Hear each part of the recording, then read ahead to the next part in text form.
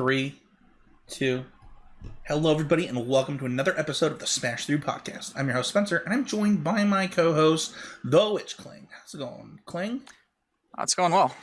You know, we're not very good at this monthly thing. This is episode 5. We've been doing this for almost 10 months. That's actually better than I thought it was. But Yeah. we probably actually had a lot of them that were semi-monthly, and then So here's had the thing: a bigger break. we deleted an episode, and Okay. then we meant to record and didn't record one, and then just missed a month. So it's really not that bad. Yeah, a little bit scuffed on this one in particular.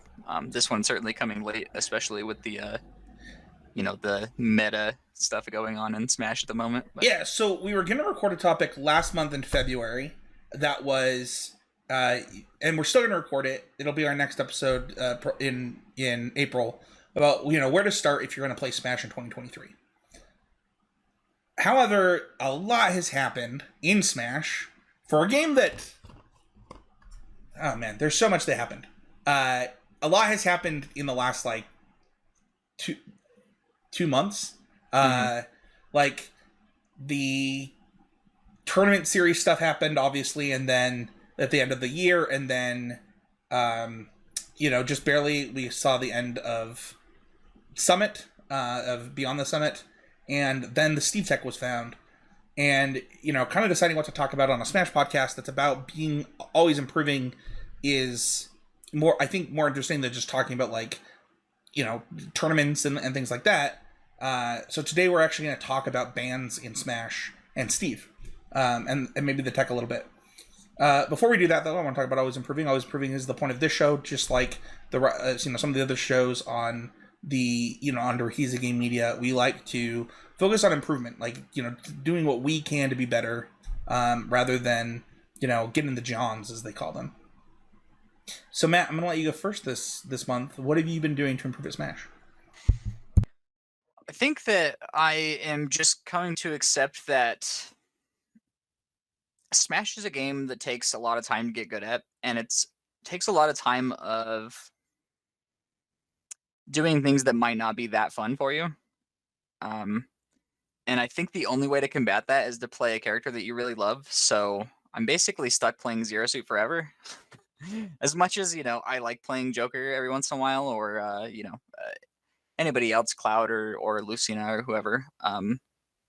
The only character that I really love and ever go into the lab with is Zero Suit. So it's just, I'm destined to be a Zero Suit main. So I've just been taking that a lot more seriously lately, and just trying to play better in general.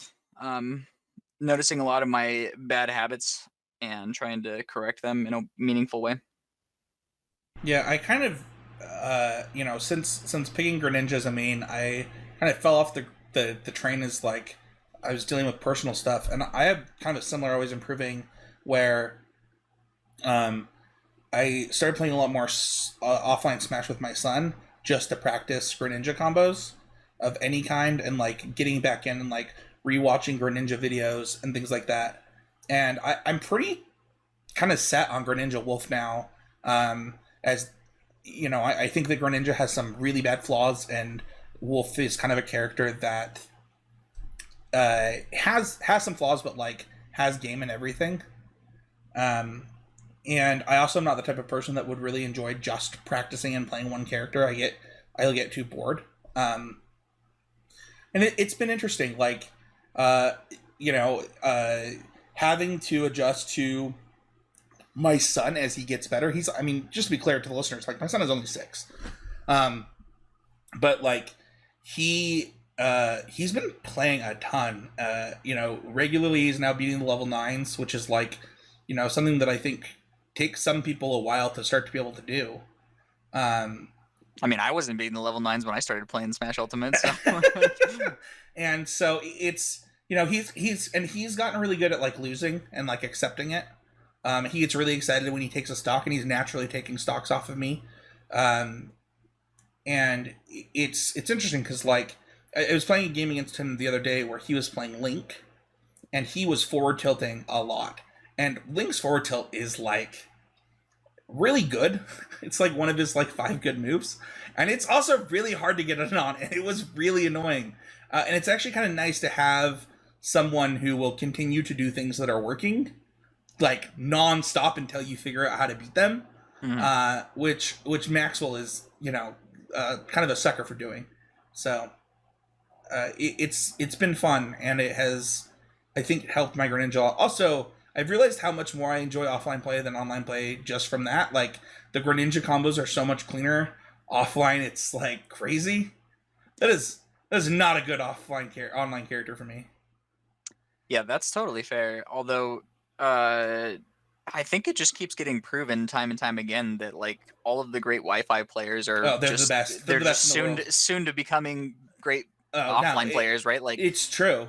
Shiny Mark came up online as well, and now look at him, like he just crushed MKLeo in that matchup. Well, the thing is, one of kind of behind the scenes, we have a kind of a main topic, a segment ideas or a main topic ideas, uh, and one of the ones that I had put in here is I'm just going to kind of scroll up. I think it was the importance of Wi-Fi, the value of Wi-Fi, and the reason that I want to do that episode is just like I hate it, but you know what? Like the truth is like Tweak online, online warrior, Spargo online warrior, like all like Wi-Fi warrior, like all of the greats that are coming up now, all start from their bedroom, Mhm. and like you just have to accept it. Yep. It's just it's too much to assume that you can keep up without playing all the time, right? Like that's really what Wi-Fi does for you. Right. It's not like Wi-Fi is even that good of practice, but you're still playing against a human being as opposed to just Right. like practicing tech or whatever. Yeah, and since the last time we recorded, like I've put a lot more time into Wi-Fi, like jumping into games, and one of the things that I'm a sucker for is having some drinks and jumping on, and I haven't been doing that. Instead, I've been like making sure that I was sober and in a mindset to actually like try to win, and it's definitely made it more enjoyable. But I don't know, it's still not my favorite. Let's go into housekeeping really quickly. If you want to join the Heezy Game Media Discord, we're going to be doing monthly Smash in the Discord. I'll start to announce that as soon as I can solidify a time that I can do it. Matt will obviously be welcome. He's not required, but I just want to get practice against more types of people. We actually did have some of that. We had played against a listener of the podcast. Just a couple weeks ago, Matt, in the Discord. Yeah. Yeah, it was good. It was a good time.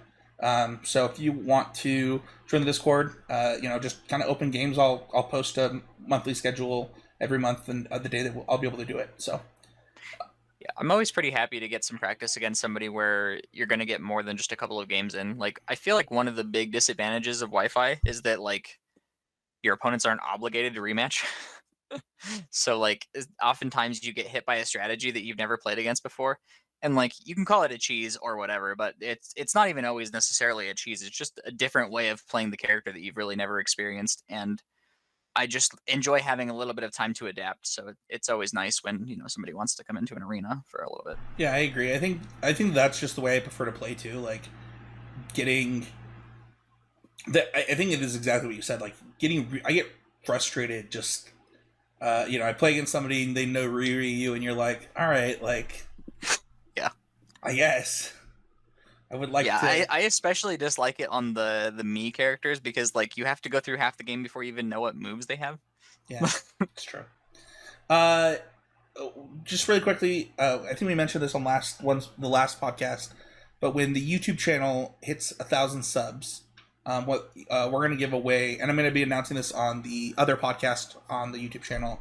We're going to give away a Switch and a copy of Smash Ultimate, unless the new Switch comes out and new Smash comes out, and this podcast shifts. Then we'll talk. We'll talk then.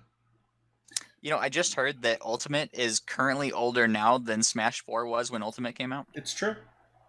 That's wild. It is wild. It's wild how long we've been playing this game too, and like I think about like when we started playing, and I don't know, like I am magnitudes better at Smash now than I was then, and I'm still so bad. Like Well, and the thing is, I feel like everybody has gotten better in that time, though. Like, I feel like if we ported ourselves back to the early days of Smash Ultimate, we would be significantly better compared to our peers than we are now. Yeah, that's probably true. That's probably true. Uh, so yeah, if you want to enter to win, just be a subscriber on the YouTube channel. That's just we'll make sure that the link is in the show notes. One thing that I forgot to put in here is we're probably going to move to live shows on Twitch as well, so that we'll be able to also include Twitch on that as well. So, all right, main topic. Let's do it. Sounds good. So the first question, Matt, that everybody wants to know in the Smash multiverse universe, is Steve banned? Well, that depends on what tournament you're going to. It does not seem like there's a clear consensus at the moment on whether Steve is banned or not, or whether the tech is banned. And honestly, maybe other people have better means of divining the rule sets for these events, but for me, every time I've ever gone to an event, it's been very unclear what the actual rules are. Like, even when we play locally, like trying to find the stage lists is it's, you got to know a guy that knows a guy, Yeah, it is actually I mean, we're going to a local just in a couple days, and I have no idea what the stage list is right now. Yeah, like, or whether Steve is banned or tech is banned, or yeah, I'm probably gonna have to reach out. I mean, luckily we have a Discord for this loco that I'll probably reach out and try to get some rules for before we go. But like, it is hard to get rules in Smash for events, and I think that you're right. That's super interesting, and I think the other interesting thing is there's not this I don't know, true source of information, or not. I mean, centralized source of rules for Smash Ultimate, right? There's not a governing body for the entirety of Smash. There are regional leaders, there are local leaders, and then each individual major will have its own rules, and it makes it tough in a lot of different ways. Yeah, I mean, that certainly has some amount to do with the publisher not actually being the one that makes the rules for the competitive play of the game, right? And thank God Nintendo doesn't, because like I was just thinking that. I was like, oh, it'd be so convenient if Nintendo just did this, and then I was like, but actually, we would probably be all playing on all items on, all stages on. It would be nonsense, free for alls. Yeah, well, we'll get back to that because I want to talk about that when we get to the kind of the future of the segment. But I want to talk about what Collision did. So they banned the tech. So I guess let's for those who don't know, Matt, what happened? Like, why is this even a conversation? So it was discovered that, honestly, I'm not exactly sure how the tech works. I know it has to do with the phantom blocks, which are also the thing that allows Steve to do mid-air turnarounds. But what's crazy to me is that this has never been done on accident prior, at least not in such a way that it was obvious. Because, like, phantom blocks are things that Steve were already doing in order to make some combos work, like if they needed a bear in a certain spot instead of fair, or vice versa. And as far as I can understand it, it's if you get hit by a move that doesn't cause tumble, you can create a phantom block, and then it will remove all hit stun, and you can just do any option out of it. So I have two thoughts on what you just said. I want to cover as far as we know, this has never been done on accident. I think that there are enough moves in Smash Ultimate, especially multi-hits, that don't work properly, that it probably somewhere has been done on accident and we just would never know. Right, but it's also, like, that's true with multi-hits. I mean, they definitely made several jokes about I can't remember, Cloud having the Steve tech or whatever because Spargo kept falling out of multi-hits or something. It was somebody, and that's definitely true. Like, it could have happened on a multi-hit, but it would be a lot more obvious if it was just like Mario up airing you and then you got the MPLG and just like didn't have any hits done from it. Yeah, I agree. The second thing that I want to I guess the thing is that people that are doing these PMLGs or whatever in order to do combos probably just aren't mashing nearly as much as I am. Sure. So their inputs are a lot more deliberate, so that's why we haven't seen this accidentally.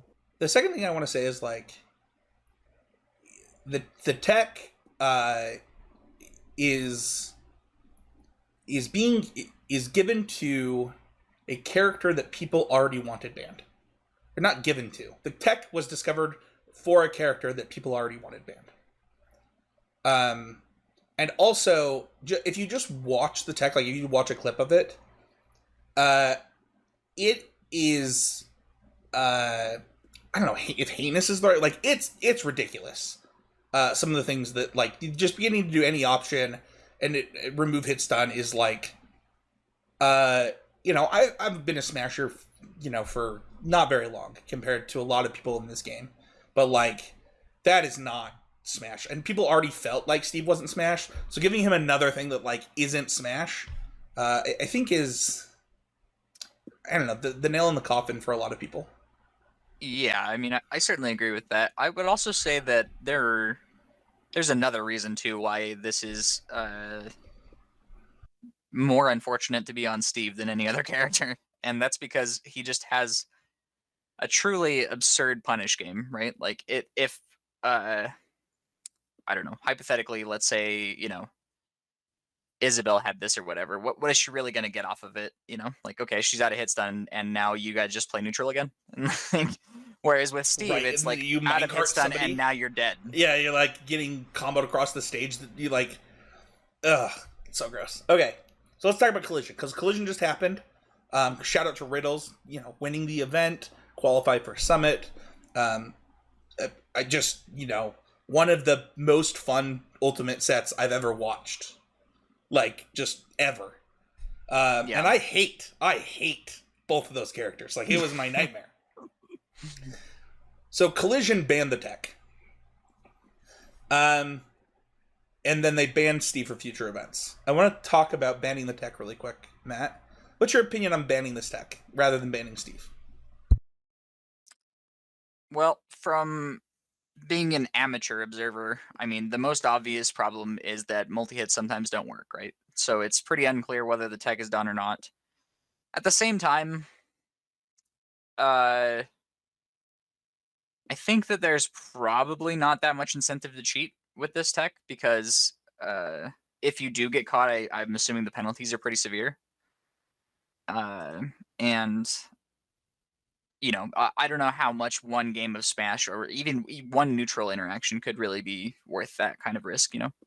I think the bigger problem, rather than people doing it intentionally, would be the thought that you might accidentally do it, right? Like that's the bigger fear, is that it could happen accidentally. Yeah, that'd be my main fear. Yeah. So Collision did that, and then in the future, Coinbox is like the biggest. It's this weekly, I think is it $3,000 event right now? I thought it was 2, but it might be 3. Either way, online tournament that banned Steve. They're just like, no, we're not dealing with this. Summit, as far as I can tell, it would be really weird for them to ban Steve. But it is very not surprising. Yeah, I mean, they literally invited the best Steve player in the world to the event. But that doesn't mean that they don't ban the tech. And I haven't, like we said, it's hard to find rules. If leave a comment on the YouTube video or let us know, reach out to us, let us know so that we can tweet it. But as far as I can tell, like this is all guns blazing at Summit Ultimate 6. Yeah, I would honestly love to just let Aquila go nuts with the tech for Summit. I mean, I get that it's probably pretty selfish of me. This is like a lot of players, one shot or whatever, and if the tech truly is broken and Aquila just gets to win a bunch of matchups for free, that would be unfortunate. But I do think that just getting to see what the tech could do will certainly make it less controversial on whether he should be banned or not, assuming that it is actually oppressive. Well, we also have Low Tide City coming up shortly after that has a Steve bracket and a non-Steve bracket. Mm-hmm. That one's weird to me. That being said, their main event is a Steve bracket, That is true. whereas it's a side event for the non-Steve bracket. So it seems very strange. Although I guess if you did it the other way, it would only be Steve's. Like it would just be a Steve tournament, right? I think that there was a joke by HBox once that was like, we should just have all the Steves battle each other, and and then the winner of that gets to play Steve, and no one else gets to play Steve for the rest of forever. And then Let's Make Moves Miami in October has just banned Steve. And one of the things that I want to highlight here is like, this is a non-centralized, like lots of, like we just mentioned, 4 events that all had different rules, right? Every single one of them, and I think that's really weird. It's really hard to follow as a viewer. It's really hard to like as a competitor that like maybe wants to go. Like we have Crown the Third coming up, and I looked on Crown the Third's page and I can't find it. Luckily, like we're just gonna be able to reach out to our local, people here, and they'll probably let us know. But I don't know. I think it should be easier to find this type of stuff if you're trying to get better and you're trying to practice and you're really trying to improve at the game. It's nice to know the rules in which you will be competing in. Yeah, I 100% agree with that. Another thought that I have on this though is that if Steve is banned for some amount of majors, he basically is banned for all majors, right? Because I think that you're way less incentivized to be a Steve main if you just suddenly can't play in half of the majors, or you're gonna have to play a secondary at half of the majors. Like, who's gonna spend their time practicing and playing Steve if he's gonna be banned for some amount of the majors? It depends. What region are you in, right? Because we're only talking about U.S. here.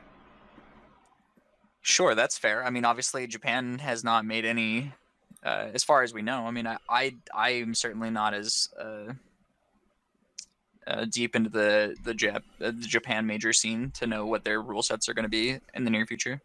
Yeah, let's talk about us though, you and me, because we don't come from smashing. We actually come from a game that has lots of bans. Mm-hmm.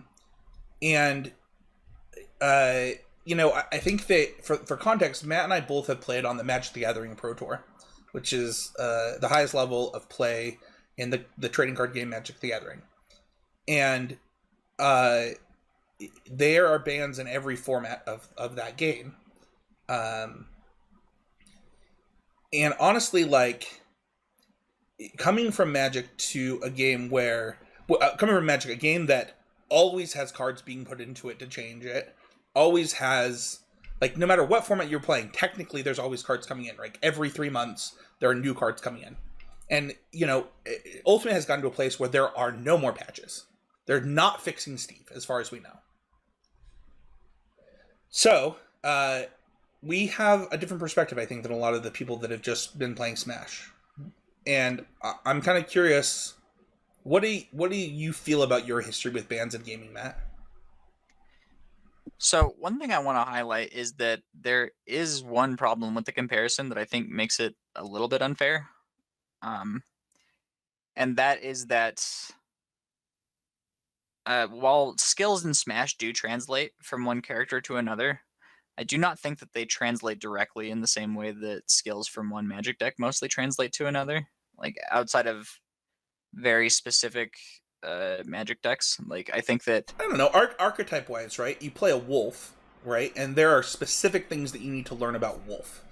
But if you go to Mii Brawler, because wolf gets banned, you have to learn some of the same things, but a lot of the fundamentals that you had to learn as a spacey with wolf translate to Mii Brawler. That's true, but I think once you get to a certain, and maybe this is true for Smash too, maybe I've just never been to that level, but like once you get to a certain level in Magic, it doesn't take very long to learn the intricacies of one deck from another, right? Like, for the most part, I can look at a deck and understand how to play it, and after like maybe 5 or 6 matches, I'll understand why it's not exactly what I thought it was, or understand the intricacies a little bit more specifically. Whereas so much of Smash is muscle memory, right? Especially if you're working on very hard combos, like any of these PMLG stuff, like any of the Steve combos actually are going to take you hours and hours in the lab, right? Like, and if you've invested, let's say 10,000 hours into a character, and then it gets banned, and now you have to spend another, at least let's say, even if you're great, like you have to spend another 2,000 hours into another character to even get close to the level you were at with that character. Can I give you a counterpoint? Yeah. Smash is $60. Yeah, there's monetary points. Yeah. I was gonna get to that. Okay. Because there's financial implications on the Magic side that I don't think that there is as much of in Smash. Yeah, there's no doubt that that's true. But that being said, I mean, how many people value 2,000 hours less than less than $400? I think that you're over exaggerating a little bit. Like, I don't think that anybody who's put 10,000 hours into Smash has put 10,000 hours in with just one character. I guarantee there are people that have put more than 10,000 hours into one character. No. I'm saying if you probably not only one character. That's what I'm saying. Yeah. But that doesn't change if you've put 10,000 hours into one character and 1,000 into another. If you put 10,000 hours into Smash, you've probably put 3,000 of those hours into another character already, and you're probably pretty good with them. Maybe. I've definitely seen professionals try to pull out secondaries that they thought were ready for tournaments, and they did not look ready for tournaments. Sure. Is that for them or compared to their other character? Because those are different things. Well, I will say that I saw. I mean, the first time that Meister pulled out Sora, it looked like nonsense. And I don't know how many hours he put into it specifically. I also saw. You're gonna bring up the Fox, aren't you? No, Gluttony pull out. I didn't even think about the base mage thing. I also saw Gluttony pull out Roy, and it looked really bad. Although, to be fair, Gluttony said that he had only played Roy for 10 hours. Oh, well, yeah. So, okay. My point is just that I do think that banning a character should be well, hold on. I don't want to get into this decision not to be taken lightly. Okay, and totally fair. But I just want to give context as to our history with bannings. Mm-hmm. Because I do think that we bring a perspective that's very different than the Smash community has had. The Smash community lived through Bayonetta. They lived through, they've banned tech in the past, right? They've banned wobbling. They've banned Meta Knight's tech. But, they just have never banned a character. Mm-hmm. And,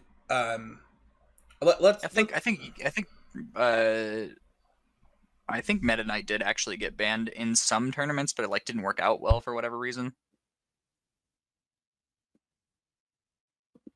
Interesting. I did not realize that.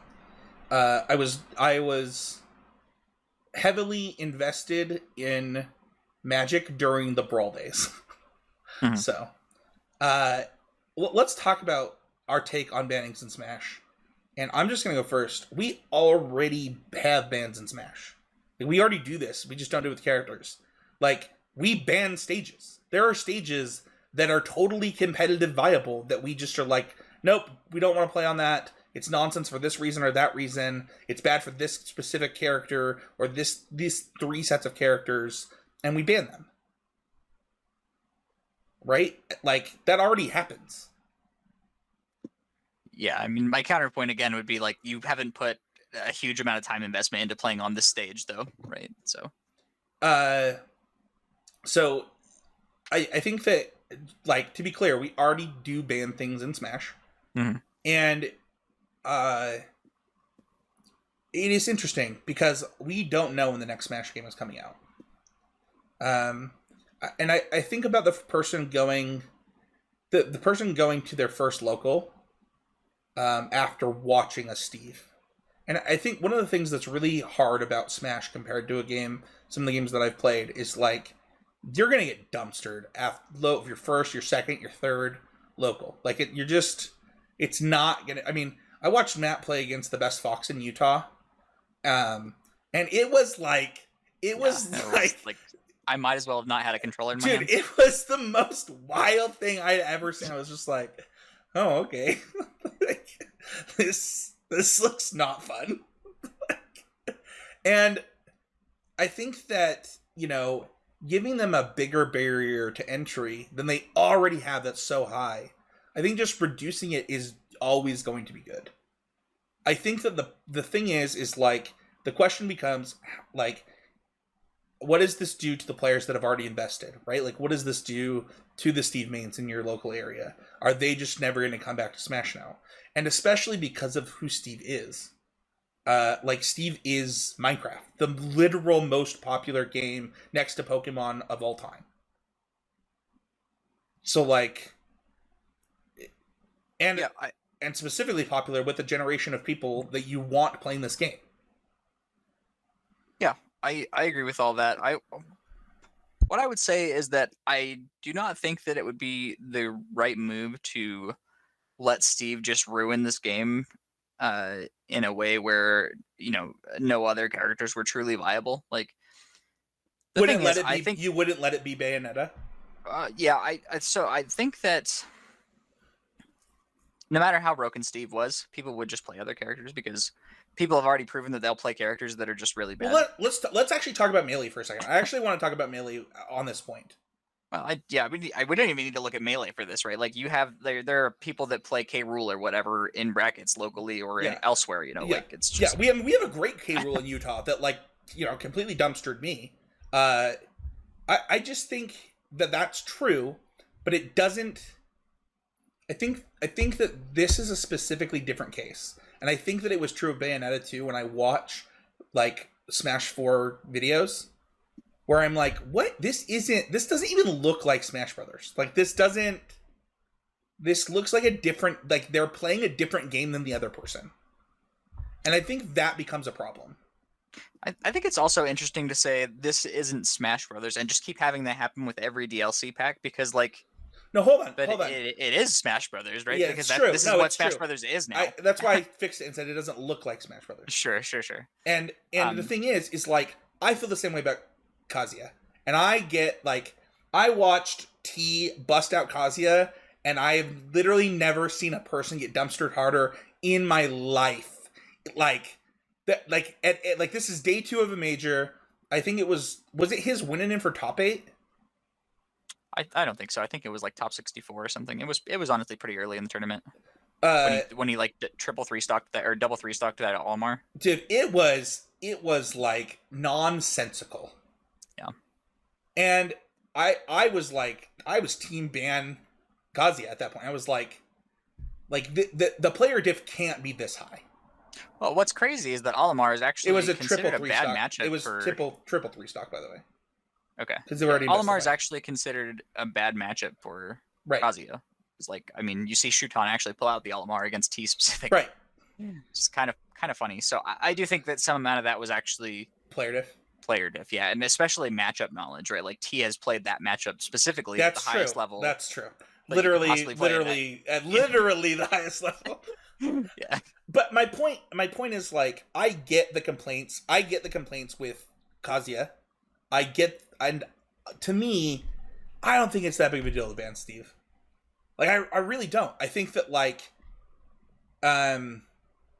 So let's say hypothetically tomorrow that some tech came out and it somehow made Wolf, Greninja, and Pokemon Trainer. Pokemon Trainer just completely broken, and everybody was like, you know what, we really need to ban these characters. Would you play Smash anymore? Yeah, I'd have the worst Pitman in all time, probably, or something like that. Yeah, I would. I don't think that I play Smash because of any given character. I don't think that I have that like you have it with ZSS right now. Can I ask you the same question? Like, if I mean, they'd nerf Zero Suit, and I thought about quitting Smash, like, let alone banning her. So I can tell you 100% if Zero Suit got banned, I would probably just not play. Interesting. Yeah, I don't know. But my bigger thought on this whole thing, though, before I get too sidetracked, was that I do not think that we should let Steve just completely dominate the game, especially if this tech is like a big contributing factor to it, right? But I think that banning him preemptively is just wild to me. Like, I think that they've gone so far in the overcorrection of the never banning Bayonetta or whatever. Yeah. Like, we literally, like, Steve was allowed at the last tournament, and the best finishing Steve took 33rd place. Well, I mean, in a between 33rd and 48th, they don't have exact placings, but he went 4-2 at Collision. So it's not like Steve like oppressed the last tournament. Yeah, as far as I know, there have only been a few. Like in Magic, we had a preemptive ban of a combo, a game entity combo, Mhm. in Standard at one point, where they banned an interaction that basically ended the game. Basically, Kazuya them. No, just kidding. That's actually a bad comparison. They Luigi'd them. Uh, Luigi them in a way where you did not have nearly as good of interactions with it. yeah. I don't know. I don't disagree with you. If there was a good way to do it, that would be fine. It's almost like we mentioned Coinbox. It almost feels, and you actually made the point that like you kind of wish that Coinbox had let it happen, like a bunch, because it might have been like the best way to see it, as it's like this weekly high stakes, event with like actually really good players showing up every week. Um, I don't even think you need to let it happen a bunch of times either, right? Like just letting it happen once would go such a long way. Um, but yeah, it's just I mean, if we're looking at just like a character dominating the metagame, like if anything, we should be banning Rob. Like Rob just has the best overall finishes of any character in Smash Ultimate by a significant margin, right? Like aside from like major wins, but like the player diff is such a big deal with actual like top eights and wins, right? Like MKLeo makes Byleth look completely broken, and the other top let's character, go. yeah. I mean, like Light does the same thing with Fox, right? Like this is the best character in the game. I don't know how anybody could ever beat Fox, and then I you see think somebody else play Fox, and you're like, it's kind of whatever. yeah, I totally get what you're saying. I guess the question then becomes, I think that we're both team. It is okay to ban a character, Mm-hmm. like in the right situation. It's fine. Like for the health of the game, for the health of the community, for like the all the things that we've talked about. It's okay. The question becomes, is this the right time to ban Steve? And one of the questions that was asked on Tweet Talks by my personal favorite podcaster, Charles, was, if not now, when? Well, I think I have a at least decently clear answer of that, which Yeah. is that after this happens in at least one major event, because I mean, Can you imagine being the I've person to seen lose this to happen that in not a only. major event, though? I imagine that if you are in a space where you weren't already going to lose to a Steve that was good enough to do this, that you would have been there before and probably not be. This probably wouldn't be your one chance. I don't know. I don't know. I mean, we could see it at Summit. Like, it's very possible that who's this person at Summit that I mean, I'm sure that they're really popular. I just don't know who they are. This Pichu main. Mm-hmm. Like, No, that's totally fair, and I think for an invitational like Summit, I think that the most reasonable way to handle this is to ban the tech but not ban Steve. you can't ban Because Steve. Like, you literally have already invited a Cola. yeah. Like, you literally can't ban Steve. He's not gonna bust out Luigi all of a sudden. Mm-hmm. So, all right. Well, that's gonna do it for our main topic. Anything you want to say before we move on? No, I think that pretty much summarized my thoughts. Basically, I believe that Steve probably should be banned, but I would love to get more data just so that we can make it less controversial at the very least. Can I ask you this? If there was a good reason to ban ZSS, would you still quit? Yeah, but it's not like I'm quitting out of spite, so it would have nothing to do with how valid it was. Sure, that's fair. I just would quit because again, it goes back to my always improving, right? Back to the beginning of the show. Right. Um, I do not have the will to practice anybody else, and I know that I could play the game still, right? Like I could just play like Wi-Fi matches or whatever, but like there's no chance that I would ever be in the lab again. And if I'm never going to be in the lab again, then I'm not going to waste my time going to events. Sure. All right, that's going to do it for main topic. Let's move on to no monthly bet this month. I want to talk about Summit, though. It is the last Summit. It's the last chance to support Summit. I'm curious. What are your hopes for this event? Like, Matt, I think that like the first of like major that you got into was actually watching Summit. Mhm. I mean, it might have even been Melee Summit. It might not even been Ultimate Summit. So I think that my first introduction to Summit was actually not watching the gameplay. I think the first thing I ever watched in Summit was Mafia, and it's the first time I'd ever seen Mafia before, and that was really cool.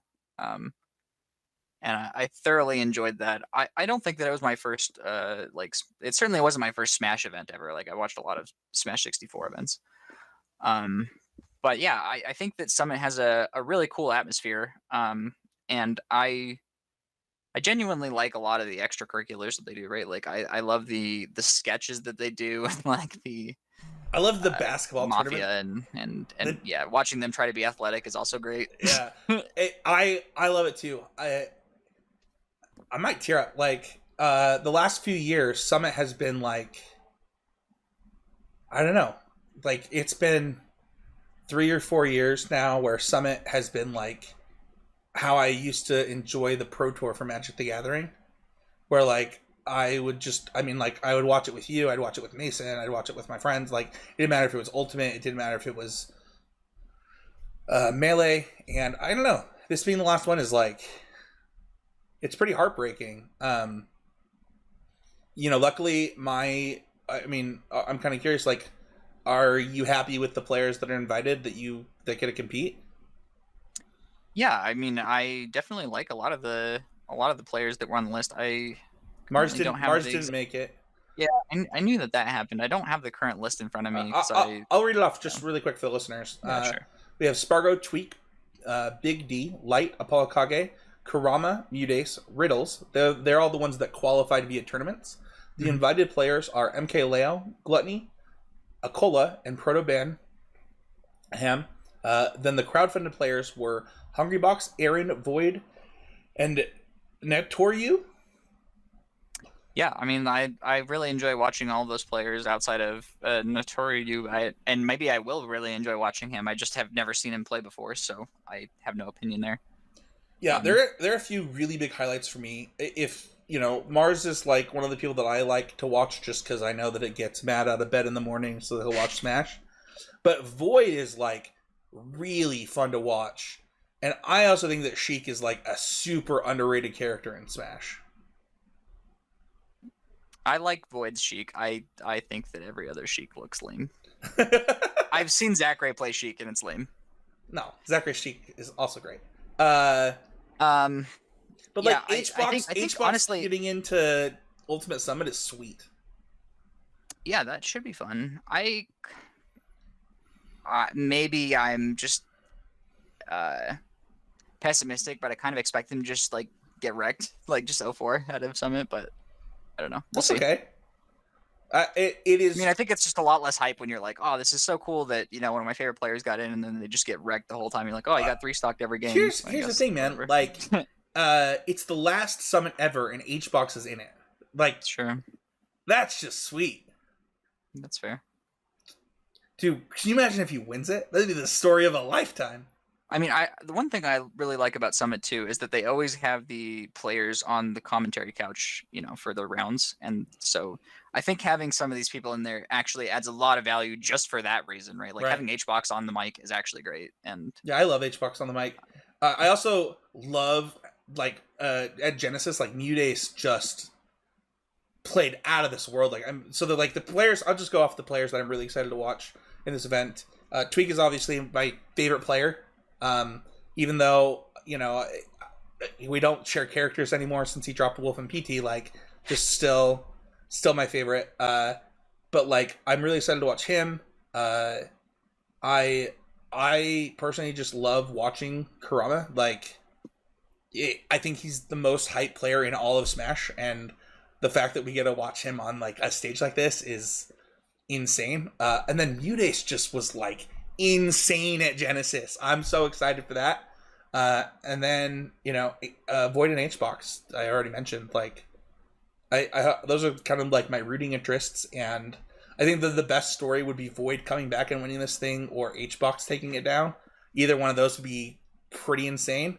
But honestly, like I think that like two of the most improved players are straight up Kurama and Mudace, and having them here is really cool. What about you? Dude, HBox winning Summit would be the most scripted thing of all time. I would be sure that it was scripted. If you won Summit Ultimate? Yeah. The script says I have to lose. You just want Leia to win? I mean, I love watching Leia win, but I also like just watching.